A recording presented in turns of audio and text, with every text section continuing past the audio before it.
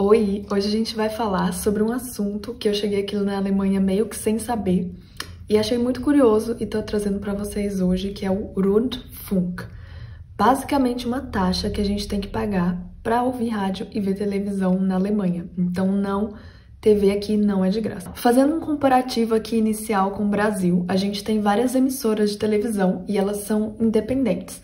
Elas ganham a vida basicamente sendo um pouco parciais, cada emissora tem uma pegada e às vezes até uma opinião política diferente da outra, e elas vão ser bancadas porque elas são patrocinadas e elas trabalham com comércio, com propaganda e por aí vai. Então elas criam as próprias programações e têm uma autonomia, digamos assim, e não necessariamente são interligadas com o Estado. Mesma coisa para as emissoras de rádio, que normalmente uma televisão também acaba fazendo um aplicativo, que acaba fazendo um podcast, que acaba tendo uma emissora de rádio também. Aqui na Alemanha, a gente tem um serviço que é basicamente uma contribuição para todos esses serviços de transmissão pública, seja de TV ou de rádio. E atualmente, obviamente, esses serviços também estão em plataformas digitais, na internet, em rede social e por aí vai. Mas, a princípio, ele foi criado porque as pessoas queriam suportar televisões e rádios aqui na Alemanha e não simplesmente deixar essa mídia dependendo do Estado.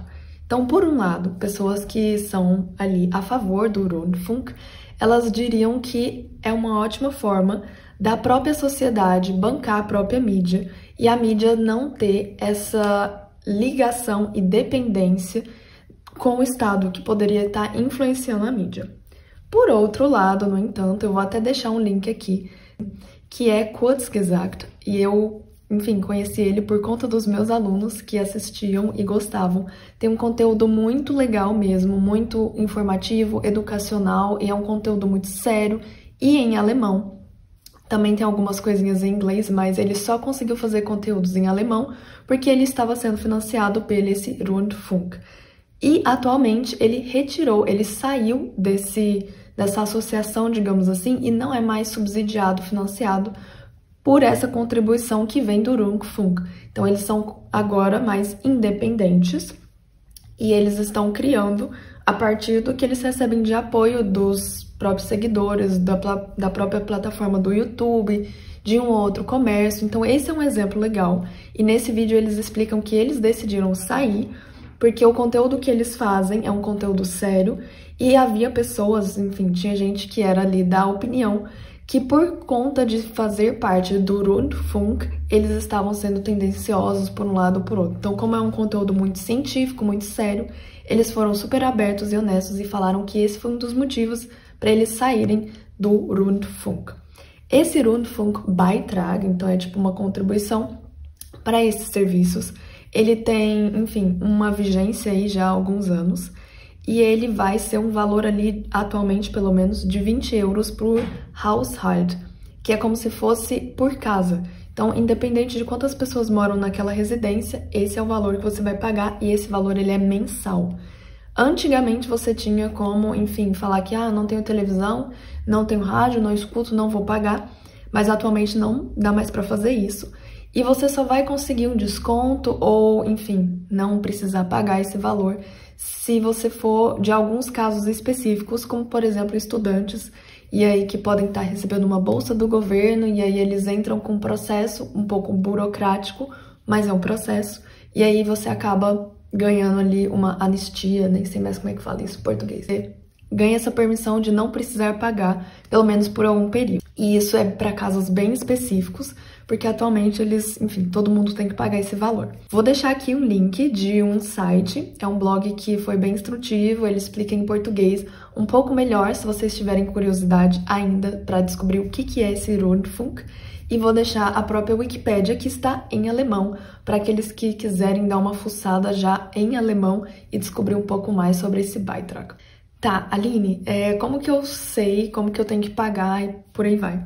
Vai chegar para vocês pagarem, porque é como se fosse um boleto mesmo, como se fosse uma conta. E sim, tem como vocês verem, anualmente eles vão lançar gráficos, eles vão lançar as respostas de quanto de dinheiro foi investido em cada lugar, em qual emissora. E esse gráfico, inclusive, um exemplo deles, pelo menos está nesse blog, que eu vou deixar aqui linkado para vocês darem uma olhadinha. Eu, como brasileira, como isso é novo para mim, a minha sincera opinião ainda é de que, poxa, isso não deveria ser obrigatório.